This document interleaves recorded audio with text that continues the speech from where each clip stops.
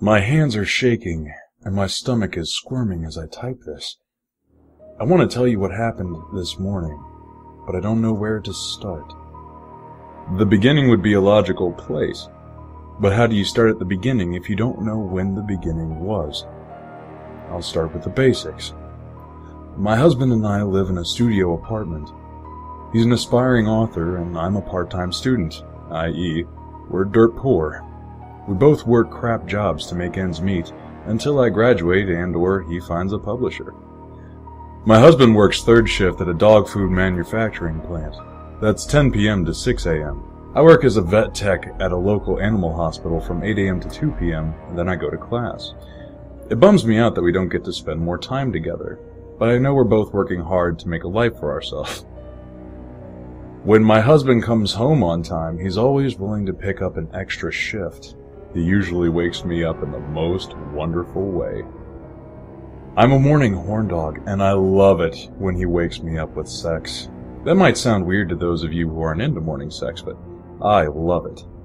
I generally sleep on my side at night, and most mornings I wake up to his fingertips swirling their way across my vulva. Some mornings I'll wake up to his tongue licking me in long, languorous loops. He doesn't always use his tongue because he knows it's my favorite, and he likes to tease me. Sometimes he'll even pretend to be asleep after he makes me orgasm with his fingers and tongue. Oh, God, I love that man. This morning, I woke up to his tongue. Smiling, I brought my knee up to my chest to give him better access. When I did, I was surprised how wet I was. Wet doesn't begin to describe it. I was soaked! I let out a soft sigh as his tongue withdrew. Then I felt the hot skin of his fingers part the wet folds of my labia and slip deep inside me. He pressed against the front wall of my stomach, and I put my hand on my belly, feeling his fingertips work their magic. My husband knows me. He knows right where I live and breathe. I smiled again and let out a tiny moan to encourage him. He was getting me there. His fingers plunged even deeper, and one bumped my cervix. I let out a grunt of pain at that. It was strange. He had long fingers, and I have a smaller vagina. He's always so careful about not going too deep. When both of his fingers rammed into my cervix, I reached my hand behind my ass to grab his wrist and stop him.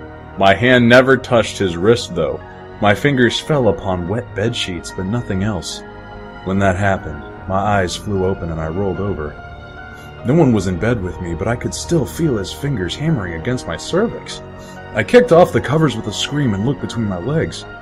The bed sheets were soaked with a goopy white slime that led all the way to the foot of the bed. I jumped out of bed and tried to run for the bathroom, but froze as something clicked in my head.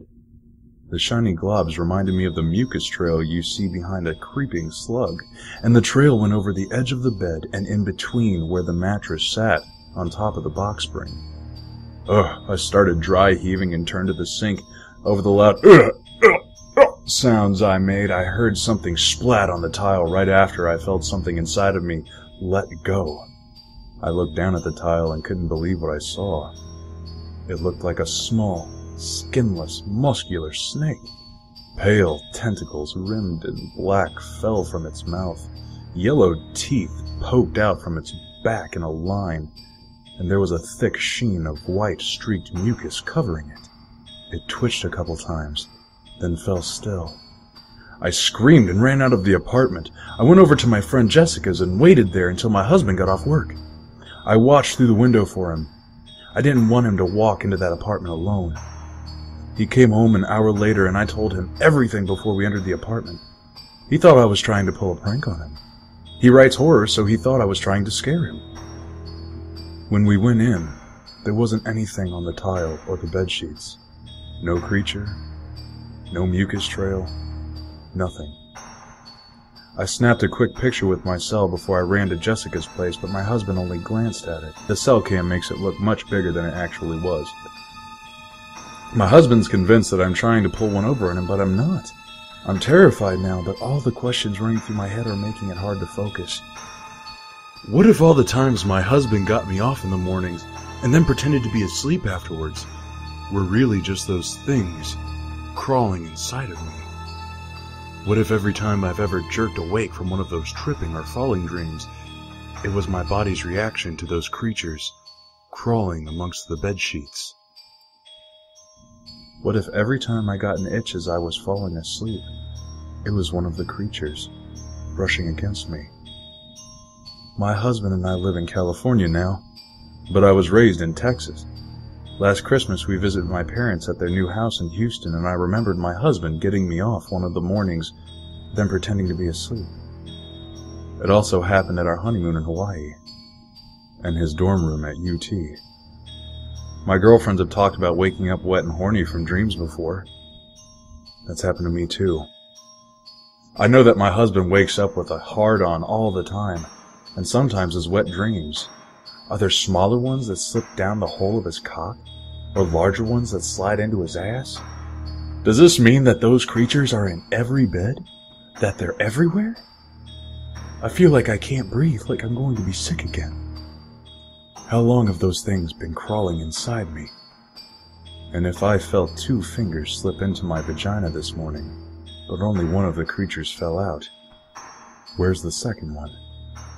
And why is my stomach still squirming?